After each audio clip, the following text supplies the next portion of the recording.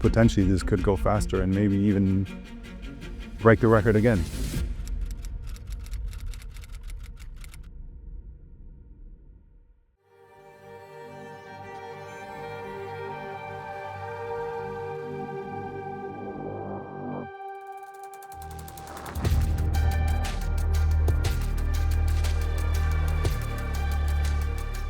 So this is the actual car that Andy Wallace drove. Was it here? Was it in Wolfsburg? Yes, it's here in the area of Wolfsburg. Here racing in 2019, they really achieved this incredible record, over 300 miles per hour, a speed that is just unimaginable. I remember when Andy was always telling me, to understand how the car can react at high speed, there is always like testing, and they did like 3-4 days just driving above 300, 400 just to get used to the visibility aspect, because you lose really the perception of speed. So one thing I understand is that this setup was never short of power, performance, torque. I think it was mainly running out of road to go even faster. So potentially this could go faster and maybe even break the record again. Who knows? It could be. I mean, the straight line was a little bit too short, but we managed to achieve the first record. We will see in the future. It's part of our DNA to push boundaries, to really develop us even further. And as the speed and the top speed, we also have the design as a DNA of LS. And one of these elements is the Bugatti Divo, which was the first coach build, lead to our heritage.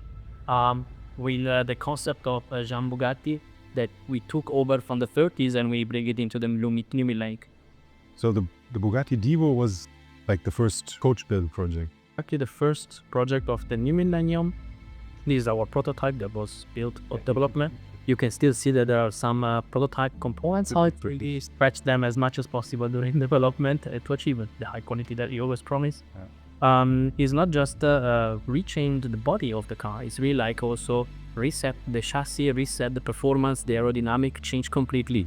So this was the real first exercise that was really successful for us. Only 40 built in the end, super success. And one of the cars that has growing values.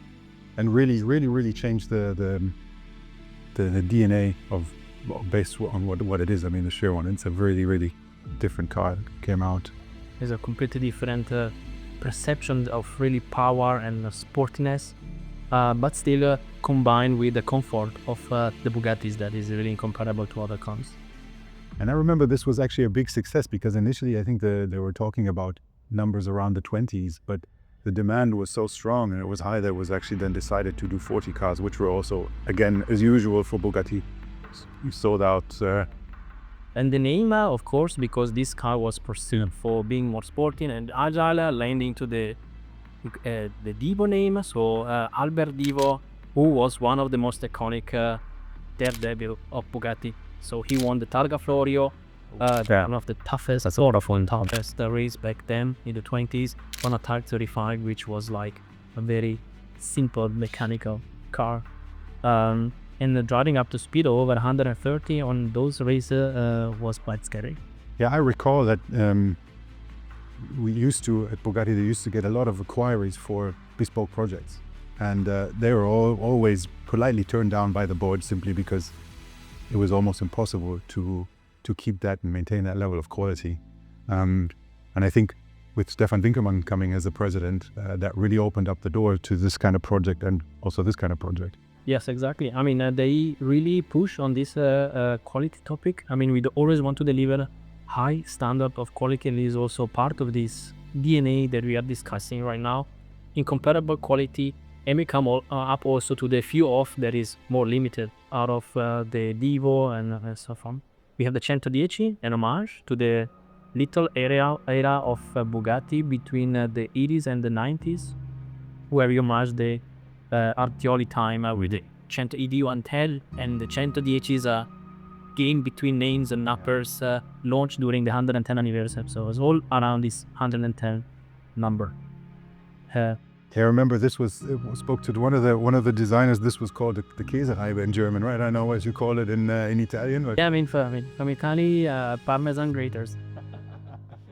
Yeah, such a cool feature to also bring back in the reimagination of the EV 110. And I think really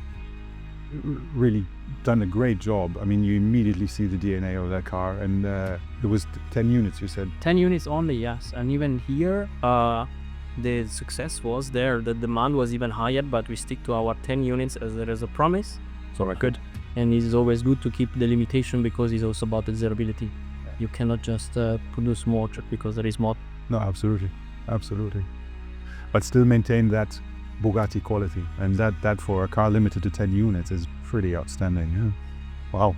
And what I really like is how they really transfer the design of EB110 into the package of a W16, which was not easy, because the EB110 was very sleek and very low in terms of design, but And again, that engine that we just saw in there too. we're able to structure everything around this immense engine, and just with some little lines you really recognize the EB110. Very rare to see them on the road, even though we have an average of 2,500 kilometers per year done by our customer, which is really impressive compared for the car itself. But we promise this quality, and the customer, what they like is that they can just jump into the car, press the button, and they can drive without any headaches. I'm sure it's just one guy using it as a taxi who's pulling up the average. But definitely impressive.